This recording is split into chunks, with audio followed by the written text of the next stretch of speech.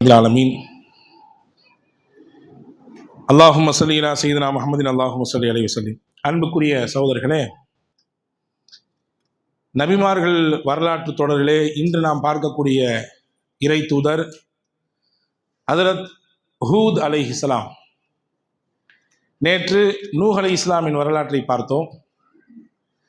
நூஹ் அலைஹிஸ்ஸலாமுடைய வரலாற்றின் இறுதி பகுதி, அந்த சமூகம் அழிக்கப்பட்டது.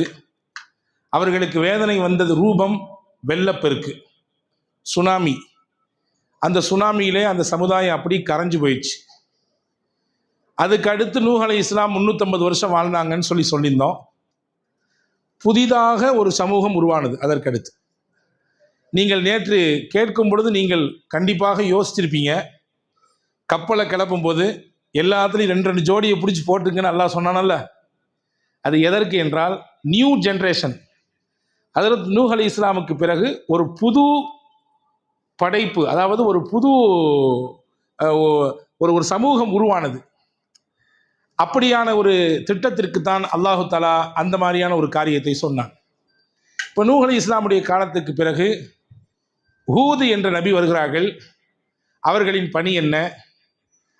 அந்த ஹூத் நபி எந்த சமூக மக்களுக்கு அனுப்பப்பட்டாங்க? அன்பர்களே, குர்ஆனை நீங்கள் வழமையாக ஓதுகிற வழக்கம் இருந்தால் கண்டிப்பாக நீங்கள் கடந்து போயிருப்பீர்கள். ஆது என்று ஒரு கூட்டத்தை பற்றி அல்லாஹ் வசனங்களிலே சொல்கிறான். வைலா ஆதின் அகாஹும் ஹூதா ஃபஅம்மா ஆதுன் ஃபஉஹ்லிகு பிரீஹின் சர்சரின் ஆத்தியா. நிறைய வசனங்களிலே ஆது கூட்டத்தரை பற்றி அல்லாஹ் குர்ஆனிலே சொல்கிறான். இந்த கூட்டத்தினர்கள் வசித்த பகுதி எது? இன்னைக்கு இருக்கக்கூடிய ஓமன். அந்த ஓமனுக்கும் ஹலரமௌத்துக்கும் இடையில் இருக்கக்கூடிய பகுதியில் தான் இவர்கள் வாழ்ந்தார்கள். ஓமன் என்பது அரபு பிரதேசம். இந்த கூட்ட மக்கள் அரபி பேசினாங்க. சொல்ல போனால் ஹூத் நபி ஒரு அரபியா இருந்தாங்க, அதாவது அரபி மொழி பேசக்கூடியவராக. ரசூலுல்லாஹ் சொன்னதாக ஒரு ஹதீஸ் ஹதரத் அபூதர் வாயிலாக இப்னு ஹிப்பானிலே பதிவாக இருக்கிறது. ரசூலுல்லாஹ் சொன்னாங்க, அனுப்பப்பட்ட நபிமார்கள் 4 பேர் அரபி. அப்படின்னா அரபி மொழியை தாய்மொழியாக கொண்டவர்கள். மற்றவங்கெல்லாம் மற்ற லாங்குவேஜ் பேசினாங்க. அனுப்பப்பட்ட நபிமார்களில் 4 மட்டும் அரபி மொழி பேசுபவர்கள். அதில் ஒருத்தர் ஃபர்ஸ்ட் யாருன்னா ஹூத் நபி அரபி மொழியை சேர்ந்தவர். அடுத்து நம்ம நாளைக்கு பேசுவோம் சாலிஹ். அந்த சாலிஹ் நபியும் அரபி மொழியை தாய்மொழியாக கொண்டவர்கள். அடுத்து ஷுஐப் அப்படின்னு ஒரு நபி இருந்தாங்க, அந்த நபியும் அரபி பேசுகிறவங்க.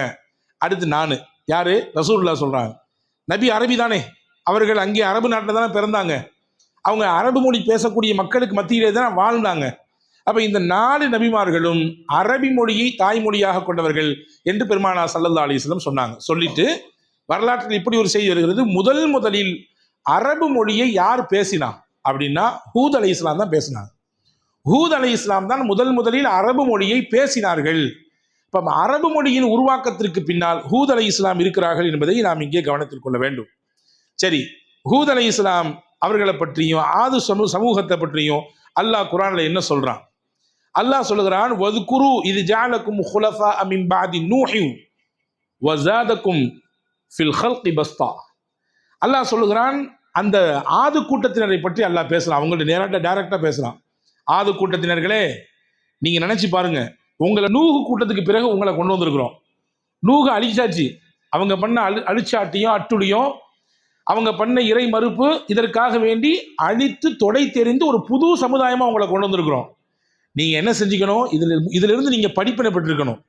ஏக இறைவனாக என்னை நீங்கள் வணங்க வேண்டும். அது மட்டுமல்ல, உங்களுக்கு திடகாத்திரமான உடல் அமைப்பை கொடுத்திருக்கிறோம் என்று அல்லாஹ் சொல்கிறான். இந்த வசனம் 7:69 என்ற அத்தியாயம் 7:69 வசனமாக இது பதிவு செய்யப்படுது.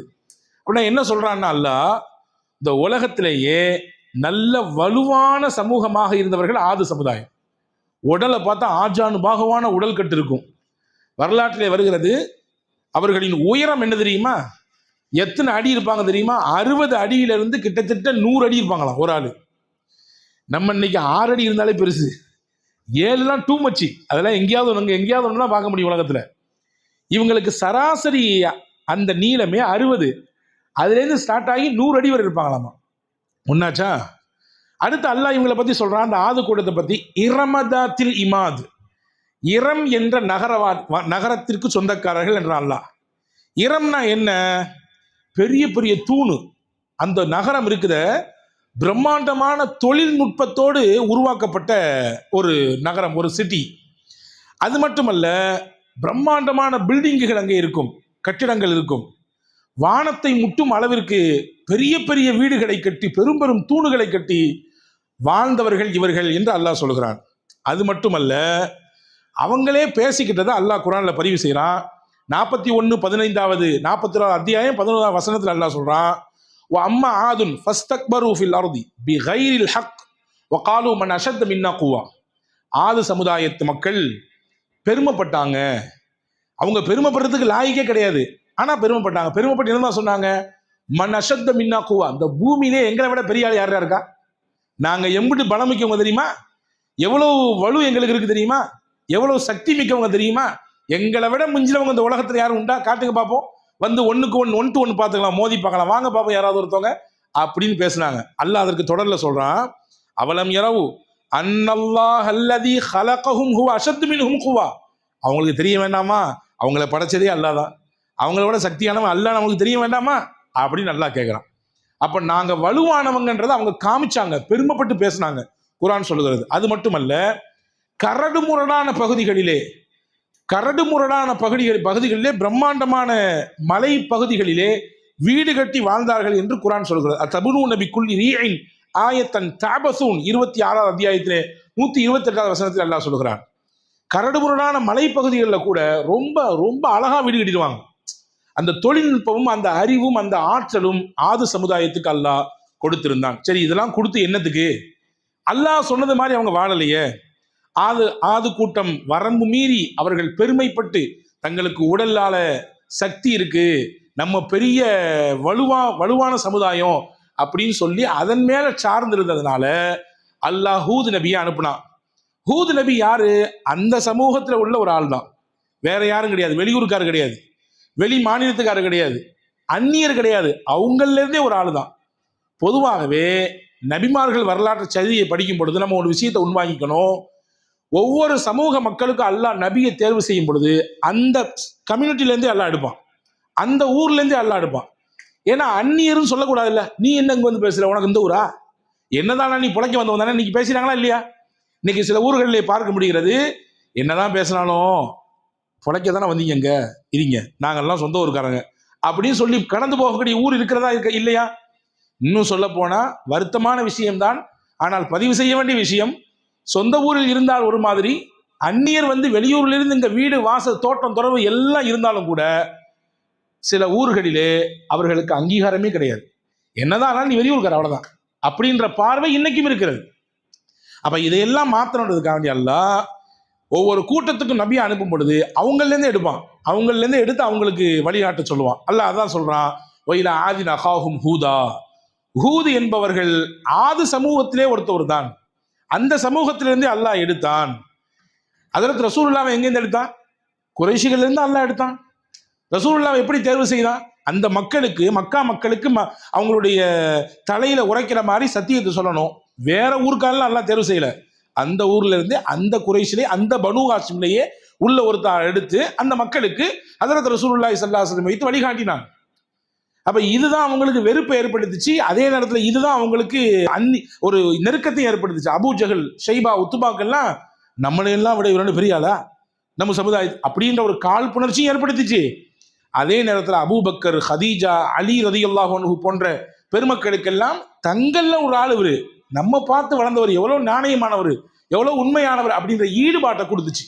ஆக மொத்தத்திலே நபிமார்களின் வரலாற்றிலே நாம் தெரிந்து கொள்ள வேண்டிய மிக முக்கியமான விஷயம், நபிமார்களை தேர்வு செய்யறது வெளியேந்து அல்லாஹ் கூட்டு வர மாட்டான். அந்தந்த ஊர்ல அந்தந்த பகுதியில இருக்கக்கூடிய மக்களை அவர்களுக்கு வழிகாட்ட அங்கிருந்தே எடுப்பான். ஹூத் அலைஹிஸ்ஸலாம் வந்தாங்க, அந்த மக்களுக்கு சொன்னாங்க, உபல்லிகுக்கும் ரிசாலாத்தி ரப்பி வ அனலக்கும் நாஸிஹுன் அமீன். என் ரப்பினுடைய அந்த வேத விஷயங்களை உங்களுக்கு நான் சொல்ல வந்திருக்கிறேன். அது மட்டுமல்ல, நான் உங்களுக்கு நன்மையை நாடுகிறேன். அது மட்டுமல்ல, நான் உங்கள் மீது நம்பிக்கையாளனா இருக்கிறேன். ஒரு பொது விஷயத்தை செய்யும் பொழுது ஒருத்தருக்கு 2 பண்பு இருக்கணுமா பொது காரியத்தில் ஈடுபடும் பொழுது. ஒன்று, பிற மக்களுக்கு நன்மையை நாடணும். அது மட்டுமல்ல, இரக்கம் உள்ளவராக இருக்கணும். பிறரின் மீது, மக்களின் மீது இரக்கம் உள்ளவராகவும் இருக்கணும். அந்த மக்களுக்கு நன்மை நாடக்கூடியவராக இருக்கணும். உலகத்துல வந்த எல்லா நபிமார்களுக்கும் இந்த பண்பு இருந்துச்சு. உலகத்துல தோன்றிய ஒட்டுமொத்த நபிமார்களுக்கும் மற்ற மக்களின் மீது இரக்கமும் இருந்துச்சு, அவங்களுக்கு நன்மை தான் செய்யணுன்ற எண்ணமும் இருந்துச்சு. அந்த அடிப்படையில் தான் ஹூத் அலைஹிஸ்ஸலாம் தன் சமுதாயத்தை பார்த்து சொன்னாங்க, ஓ இன்னிலக்கும் நாசிஹுன் அமீன், உங்களுக்கு நன்மையை நாடக்கூடியவன் நான், உங்களுக்கு அறிவுரை சொல்றேன், உங்களில் ஒருத்தர் நான். அது மட்டுமல்ல, நான் நம்பிக்கையாளன், மோசடி ஆள் கிடையாது, நான் உங்களுக்கு நல்லதை நினைக்கக்கூடியவன் அப்படின்றத ஹதரத் ஹூத் அலைஹிஸ்ஸலாம் அந்த ஆது கூட்டத்திலே சொன்னார்கள். நீங்கள் பாருங்கள், நாயகத்தின் வரலாற்றை பாருங்கள். அடிச்சு துரத்தப்பட்டாங்களா தாயிஃபுக்கு, அங்கேயும் கல்லால் அடிச்சாங்களா, அடிச்சு ரத்தத்தை வாங்கி கீழே விழாம தான் மேலேயே பூசிக்கிட்டு என்ன சொன்னாங்க, ஹதீஸிலே வருகிறது, அல்லாஹு மக்ஃபில் கௌமி ஃபஇன்னஹும் லா யஅலமூன், யா அல்லாஹ் அந்த சமுதாயத்தை நீ மன்னிச்சிரு, தெரியாத மக்கள், என்னுடைய ஷான் என்னுடைய அந்தஸ்து என்னன்னு தெரிஞ்சுதான் அப்படி செஞ்சிருக்க மாட்டாங்க, எனவே நீ மன்னிச்சிடுறா அல்லாஹ். இது ஏன் ரசூலுல்லாஹ்வுடைய வார்த்தையில வந்துச்சு வாயிலிருந்து அப்படின்னா, நபி பிறருக்கு நல்லதை சொல்வதனாலே அவர்களின் உள்ளத்தில் எப்பொழுதுமே பிறர் நலன் என்பது முக்கியத்துவமா இருக்கும். பிறரின் மீது இறக்கப்படுதல் என்பது அவங்களுடைய சுபாவம். எனவே தாங்க தான் கூட பிறந்து வளர்ந்து உருவாகின ஹம்சா கொடூரமா உஹது களத்துல கொல்லப்பட்டாரு. அந்த உஹது களத்துல கொல்லப்படுறதுக்கு முக்கியமான காரணம் யாருன்னா ஹிந்தான்ற பெண்மணி. ஆனா அந்த பெண்மணி ரசூலுல்லாட்ட மனம் திருந்தி நான் இஸ்லாத்தை ஏத்துக்க போறேன்னு வந்த பொழுது ரசூலுல்லாஹ் முகத்தை திருப்பிக்கல, போ போ உன்லாம் நீ உன் மூஞ்சிலெல்லாம் முடிக்க கூட நினைச்சிருந்தேன், நீலாம் வர்ற அப்படின்னு சொல்லலை. ரசூலுல்லாஹ் அந்த பெண்ணுக்கும் நலவை தான் நாடினார்கள், அந்த பெண்ணின் மீதும் இறக்கப்பட்டார்கள். நடந்தது நடந்து போச்சு, அல்லாஹ் மன்னித்து விடுவான். அல்லாவே மன்னிக்கும் பொழுது நீங்க ஈமான் கொண்ட பின்னாடி நான் மன்னிக்காட்டி என்ன அர்த்தம் அப்படின்னு சொல்லி அவங்களையும் இணைச்சுக்கிட்டாங்க.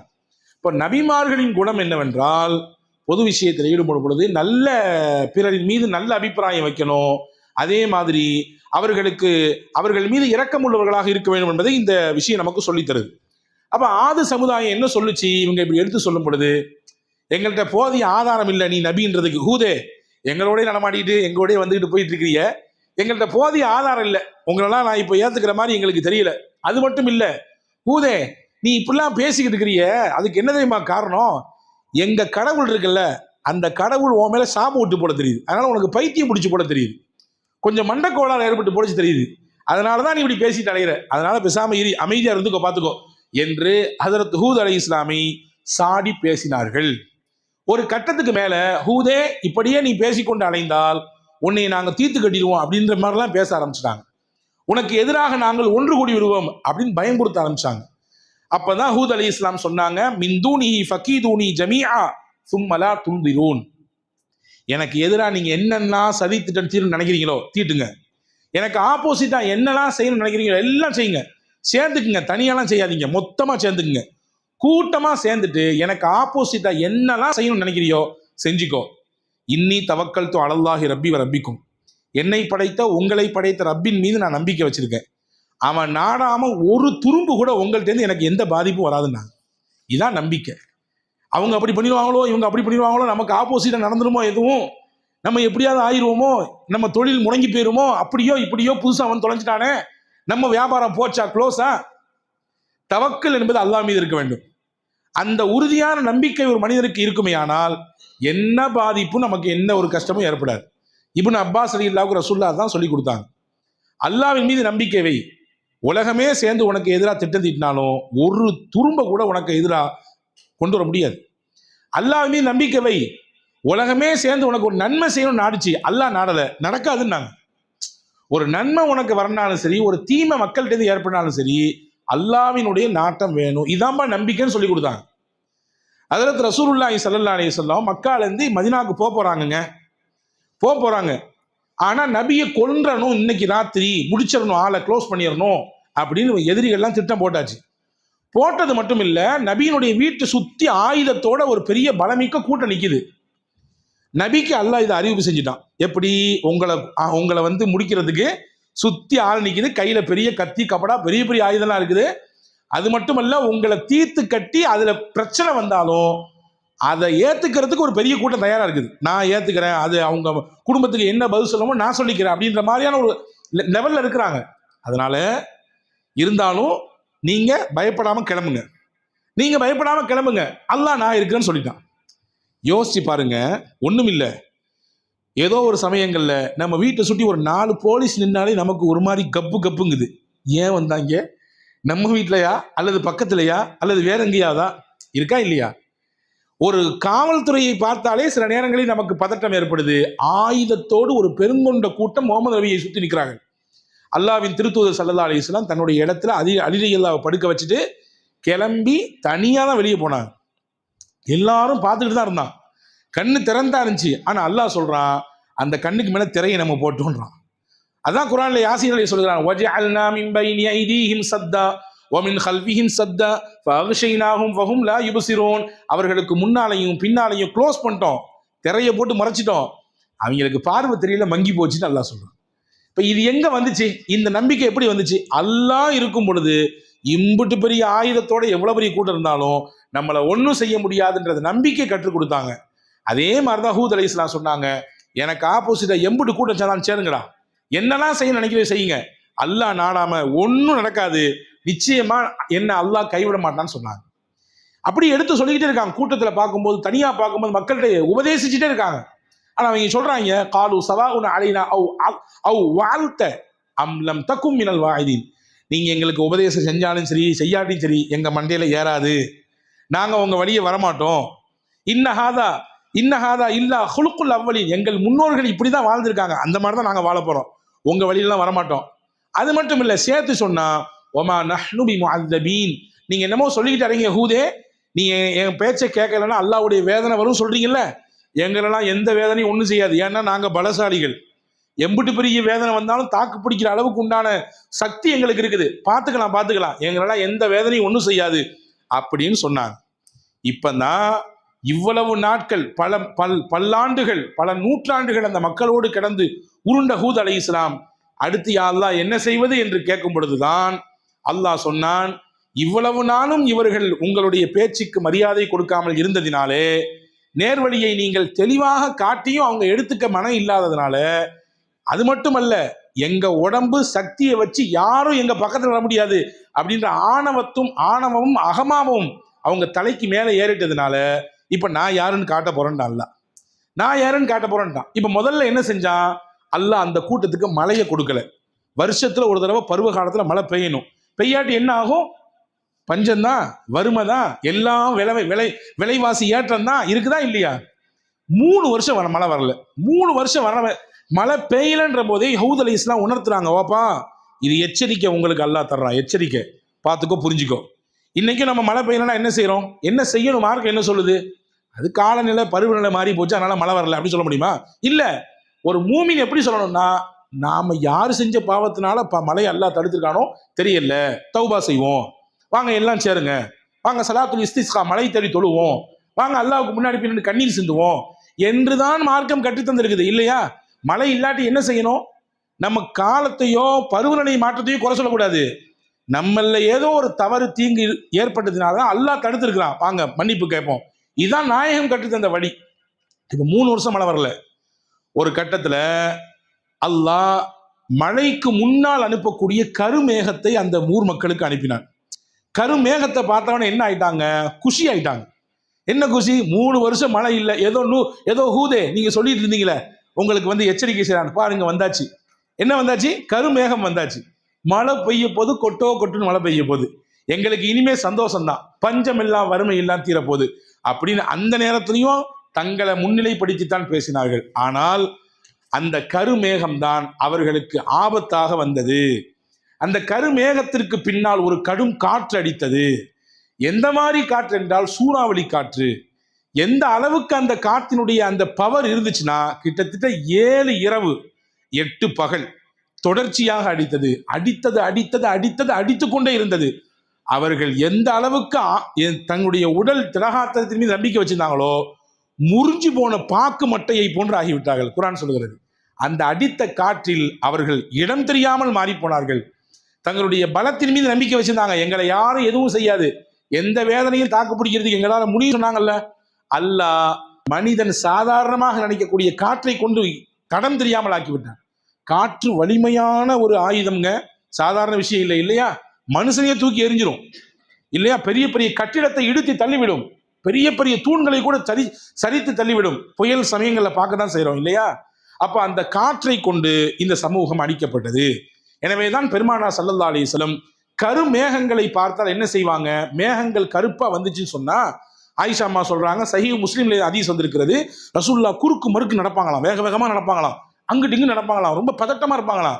இப்ப ரசூலுல்லாஹ்வை பார்த்து ஆயிஷா அம்மா கேட்டா, யார் ரசூலுல்லாஹ் மேகத்தை தானே பாக்குறீங்க, மழை தானே பெய்ய போகுது, ஏன் நீங்க இப்படி பதறீங்க, ஏன் இப்ப நீங்க வந்து குறுக்கு மறுக்கு நடக்கிறீங்க அப்படின்னு கேட்கும் பொழுது அண்ணல் ஸல்லல்லாஹு அலைஹி வஸல்லம் சொல்லுவாங்க, கருமேகத்தை பார்த்தால் எனக்கு ஆது கூட்டத்தின் ஞாபகம் வருது, அவங்களும் இப்படிதான் சொன்னாங்க, மேகத்தை பார்த்தவொன்னா ஹாதா மும்திருனா, எங்களுக்கு மழையை தரப்போதுன்னு சொன்னாங்க.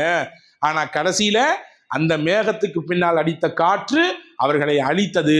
எனவே அல்லாஹ்ட்ட இந்த மேகத்திலிருந்து ஏற்படக்கூடிய பாதிப்பிலிருந்து நான் பாதுகாப்பு தர்றேன். மேகம் வந்ததற்கு பிறகு மழை வந்தால்தான் ரசூலுல்லாஹ் நிம்மதி ஆகுவாங்க, அதுவரை நிம்மதி ஆகவே மாட்டாங்க. ரசூலுல்லாஹ் ஸல்லல்லாஹு அலைஹி வஸல்லம் கருமேகம் வந்தால் என்ன துவா செய்யணும் கற்றுக் கொடுத்திருக்காங்க. கடுமையான காற்றடித்தால் என்ன துவா செய்ய வேண்டும், புயல் எச்சரிக்கை இவ்வளவு நேரம் அடிக்கத்தான் போகிறது என்று வீட்டிலே ஜன்னலை மூடிக்கொண்டு அமர்ந்து வருவதா கிடையாது. என்ன செய்யணும், ரசூலுல்லாஹ் துவா கற்றுக் கொடுத்தாங்க. அல்லாஹும்ம இன்னி அஸ்அலுக மின் கைரிஹா வ கைரி மா ஃபீஹா வ கைரி மா உர்சிலத். யா அல்லாஹ், இந்த காற்றிலிருந்து ஏற்படக்கூடிய நல்லதெல்லாம் எனக்கு தா, இந்த காற்று எந்த நல்லதுக்கு அனுப்பப்பட்டிருக்கோ அதையெல்லாம் எங்களுக்கு கொடுத்துரு. வ அஊது பிக்க மின் ஷர்ரிஹா வ ஷர்ரி மா ஃபீஹா வ ஷர்ரி மா உர்சிலத். யா அல்லாஹ், இந்த காற்றால் இந்த மேகத்தால் ஏற்படக்கூடிய எல்லா கேடுகளிலிருந்து எங்களை பாதுகாத்துரு அப்படின்னு சொல்லி துவா செய்வாங்க. எனவே ஹஸரத் ஹூத் அலைஹிஸ்ஸலாமுடைய பேச்சை கேட்காமல் முரட்டுத்தனத்தோடு தங்களுடைய உடல் சக்தியின் மீது நம்பிக்கை வைத்து எங்களை யாரும் தொட்டுவிட முடியாது என்ற ஆணவத்தினரோடு இருந்த அந்த ஆது கூட்டத்தை அல்லாஹ் காற்றை கொண்டு அழித்தான். ஹஸரத் ஹூத் அலைஹிஸ்ஸலாமையும் அவர்களின் குடும்பத்தினர்களையும் அவர்களின் நம்பிக்கை கொண்ட மக்களையும் அல்லாஹ் அதிலிருந்து பாதுகாத்தான். ஹஸரத் ஹூத் அலைஹிஸ்ஸலாம் கடைசியில் யமன் என்ற பகுதியில் வாழ்ந்து அங்கேயே மரணமானார்கள். அங்கேதான் அவர்களின் அடக்கஸ்தலமும் இன்றைக்கும் இருக்கிறது என்று ஹஸரத் அலி ரலியல்லாஹு அன்ஹு சொல்கிறார்கள். ஆக ஹூத் அலைஹிஸ்ஸலாமுடைய இந்த வரலாற்றிலிருந்து நாம் தெரிந்து கொள்ள வேண்டிய மிக முக்கியமான பாடம், எந்த ஒரு காலகட்டத்திலும் நம்மிடத்தில் இருக்கக்கூடிய ஏதாவது ஒன்றின் மீது நம்பிக்கை வைத்து அல்லாஹ்வை மறந்துவிடக்கூடாது. அப்படி மறந்துவிட்டால் ஏக இறைவனின் வேதனையை பார்க்க நேரிடும் என்பதை அல்லாஹ் ஹூத் அலைஹிஸ்ஸலாமின் வரலாற்றின் வழியாக ஆது சமூகத்தின் முடிவின் வழியாக நமக்கு கற்றுத்தருகிறான். எல்லாம் வல்ல அல்லாஹ் அப்படிப்பட்ட சிறந்த சிந்தனையோடு வாழுகிற ஈமானிய நல்ல உணர்வோடு வாழ்கிற நல்ல தௌஃபீக்கை உங்களுக்கும் எனக்கும் எல்லா மக்களுக்கும் வழங்குவானாக. ஆமீன். வாஹிர் தாவான் அல்ஹம்துலில்லாஹி ரப்பில் ஆலமீன்.